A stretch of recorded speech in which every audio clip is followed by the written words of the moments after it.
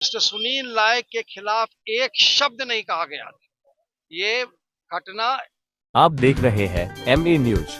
IPS M Sunil Naik मामले में अधिवक्ता का आरोप 30 दिन तक कार्रवाई पर रोक। नमस्कार, देख रहे हैं एमए न्यूज। एम सुनील नायक के मामले में उनके अधिवक्ता अमित श्रीवास्तव ने आंध्र प्रदेश पुलिस की कार्रवाई पर गंभीर सवाल उठाए हैं। उन्होंने आरोप लगाया कि आंध्र प्रदेश पुलिस ने नियमों को ताक पर रखकर कार्रवाई की। अधिवक्ता के अनुसार गिरफ्तारी के दौरान एक आईपीएस रैंक के पदाधिकारी ने दीवार फांदकर आईजी सुनील नायक के आवास में प्रवेश किया, जो प्रक्रिया के विपरीत है। अमित श्रीवास्तव ने कहा कि इस पूरे मामले को लेकर वे उच्च न्यायालय का रुख करेंगे। उन्होंने बताया कि अदालत ने आदेश जारी करते हुए अगले 30 दिनों तक आंध्र प्रदेश पुलिस को किसी भी प्रकार की कार्रवाई से रोका है। मामले को लेकर कानूनी प्रक्रिया जारी है। देश में एक जिला है गुंटूर, वहां पे 11/7/2024 को एक एफआईआर दर्ज होता है जिसमें कि इनको नामजद नहीं किया गया।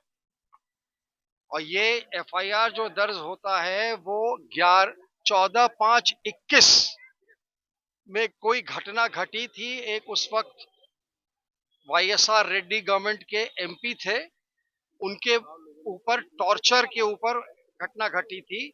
उनको आंध्र प्रदेश हाईकोर्ट ने बेल उनका खारिज किया था। वो उच्चतम सर्वोच्च न्यायालय चले गए। सर्वोच्च न्यायालय में जो उन्होंने पिटीशन फाइल किया था, जो एसएलपी दाखिल किया था, उसमें मिस्टर सुनील नायक के खिलाफ एक शब्द नहीं कहा गया था। ये घटना 21 मई 2025 की है। उनको वहां से सुप्रीम कोर्ट से बेल हो गया, वो जो एमपी साहब थे उनका।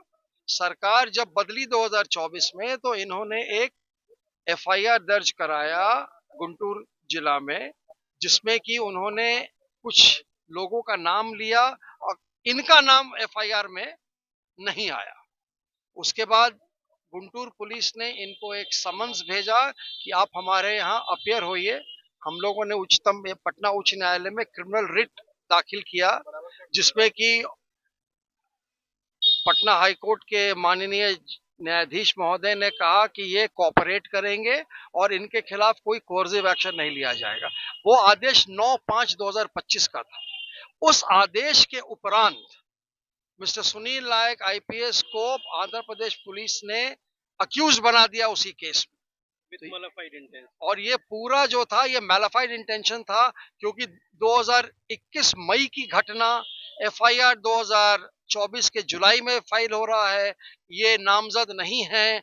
हाई कोर्ट ने इंटरिम प्रोटेक्शन दिया, उसके बाद इनको अक्यूज बनाया। तो वो क्रिमिनल रिट हम लोगों ने हाई कोर्ट से वापस ले लिया कि हम लोग जो कानूनी पहलू है उसमें हम लोग जाएंगे।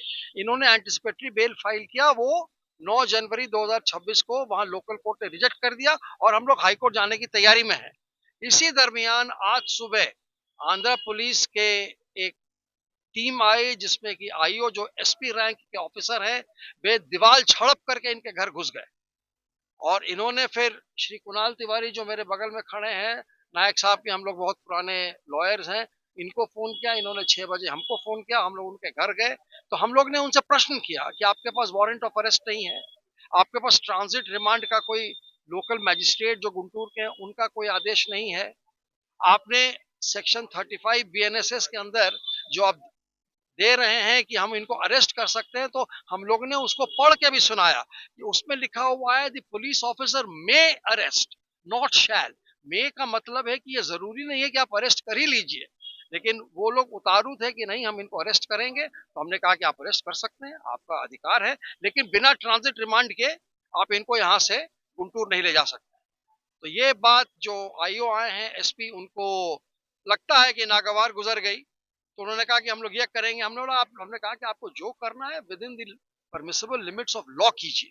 तब इन्होंने यहाँ एक ट्रांजिट रिमांड के लिए एप्लीकेशन दिया। हम लोग ने उसको पुरजोर लिखित में उसको अपोज किया। उसमें माननीय उच्च न्यायालय के आदेश का हवाला देते हुए, जो अभी हाल फिलहाल सर्वोच्च न्यायालय का आदेश देते हुए कहा कि इस मात्र कह देने से किसी भी अक्यूज्ड का रिमांड नहीं हो सकता है। उसके कुछ मापदंड हैं जो कि माननीय सर्वोच्च न्यायालय और बहुत सारे माननीय उच्च न्यायालयों ने उसका उल्लेख उसके बारे में किया है।